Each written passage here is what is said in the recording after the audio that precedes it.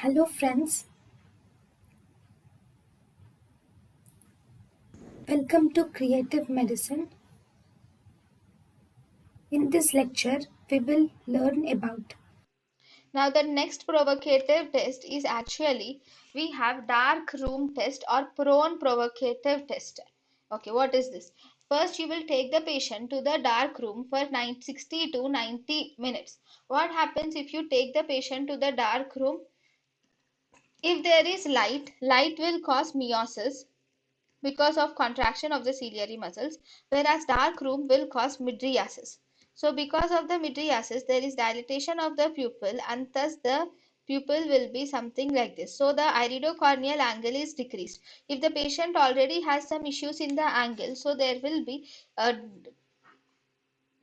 more closure of the angle, so thus there will be increased in intraocular pressure to more than 8 millimeters of Hg, then the test will be positive for primary angle closure glaucoma.